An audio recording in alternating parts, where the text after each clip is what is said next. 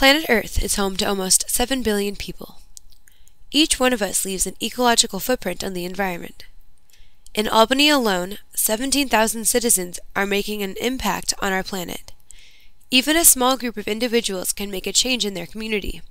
If every one of the 3,800 students in the Albany Unified School District considered their personal impact and made even a minor change, the effect would be noticeably beneficial. If, for example, every student correctly sorted their food waste, the environment would be spared tons of air pollution. Less space would have to be converted into landfills, and energy would be conserved by reusing resources. Few know where the waste goes once it lands in the trash can. In Albany, waste from homes, businesses, and schools is picked up by waste management trucks. These trucks take garbage, recycling, and organic waste to the Davis Street Transfer Station in San Leandro. A transfer station is a place where waste is taken before it is distributed to its proper handling facility. Transfer stations are necessary because the various kinds of waste are too different to be handled at one facility. Transfer stations also reduce the distance pickup trucks have to drive, reducing air pollution from gas. 50% of the 4,200 tons of waste processed every day at Davis Street end up in the landfill. That means our sanitation district of only 20 cities creates 2,100 tons of landfill waste every day. At the transfer station, all recyclables are loaded onto the Materials Recovery Facility, or MRF. Here, recyclable materials such as glass, hard plastic, metal, paper, and cardboard will be sorted, packed into bales, and shipped to recycling facilities. Materials are poured onto a conveyor belt, where workers remove misplaced items by hand. A triple-deck screen removes anything too big or too small for processing. These objects are sent to the lower level, where they will be handled with the trash. The recycling stream passes under a strong magnet, which removes steel cans. Because aluminum is not magnetic, a reverse magnet called an eddy current causes aluminum cans to fly off the conveyor belt. The recyclables are then screened by hand at a rate of 50 feet per minute to sort glass. Plastics are sorted using a computer that reads density and blows materials into the correct bin. Paper is sorted by size, and fans blow it off the conveyor belt into bins. All materials are compressed into square bales for shipping to recycling facilities. Once there, glass is ground down. It is then melted at high temperatures in a furnace. Glass is then molded into bottles and blown into the correct size.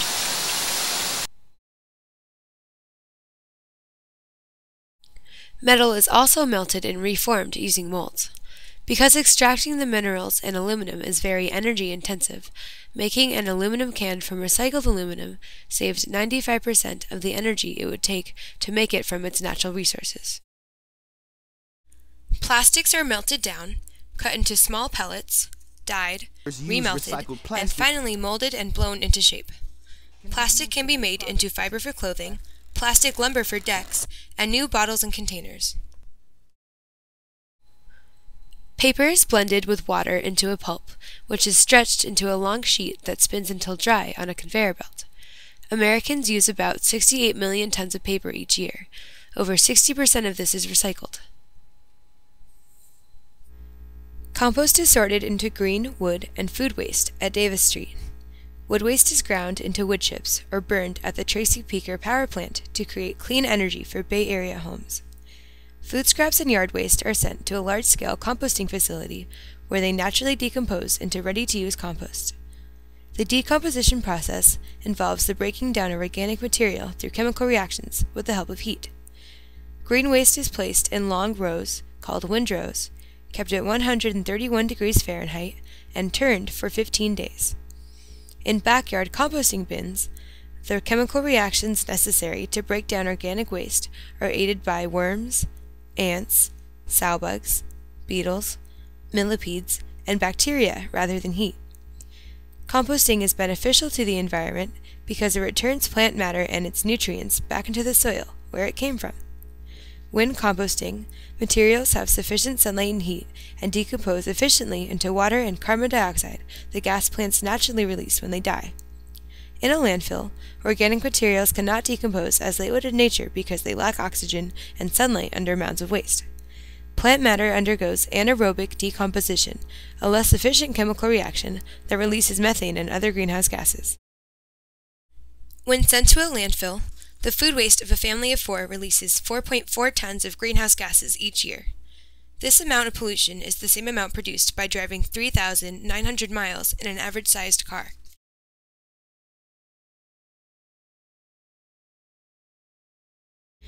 All the waste you put in the trash can, whether it's recyclable, compostable, or not, is sent unsorted to the transfer station.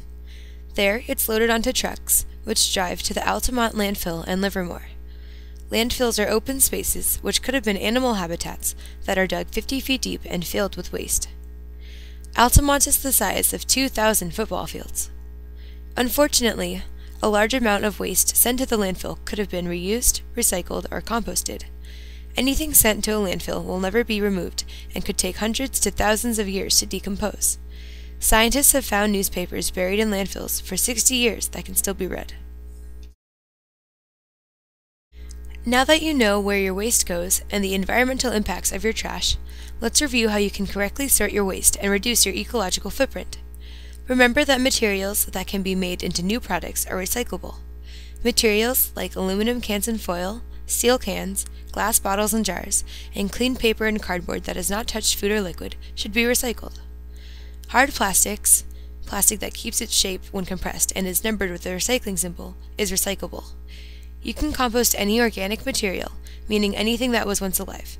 This includes any products from plants or animals. Napkins, cardboard food trays, and paper bags are all compost, along with all food products including meat and dairy. Styrofoam, chip bags, granola bar wrappers, juice boxes, and flimsy plastic all belong in the trash. Plastic wrappers, individual plastic bags, cling wrap, forks, knives, spoons, and condiment packets are also trash. So, how do we sort our waste at school? Sort your waste at your table before you go to the sorting station. Don't crowd the sorting station. Only 3 people should sort at a time. First, take out all trash, like straws from milk cartons, condiment packets, plastic wrappers, forks, and knives. Next, pour out liquids into the milk bucket. Empty the food from recyclable containers into the compost. Recycle all possible materials and dump all food and soiled paper into the compost. Finally, stack your tray to save space in the compost bin. It's okay if there is still food stuck to the tray because it will be put in the compost at the end of lunch. Remember, the steps of sorting waste are 1. Take out all trash like wrappers, utensils, and condiment packets. 2. Pour out liquid and food from recyclable containers. 3. Recycle all possible containers. 4. Compost food and soiled paper. And 5. Stack your tray. Sorting your food waste takes less than a minute and makes a big difference on the environment. Each American produces 1,500 pounds of waste every year. That means, altogether, that 3,800 students in the Albany Unified School District create the equivalent of 114 full garbage trucks that drive from the transfer station to the landfill. Where we choose to send that waste can make a positive impact on our local and global environments. Before we throw anything away, we must remember to practice the 4 R's: reduce, reuse, recycle, and rot. Reducing and reusing puts less material into the waste stream. We must make a conscious effort to sort the waste that we do create. Now that you know where your waste goes, think about the effect you make every day by choosing to recycle and compost.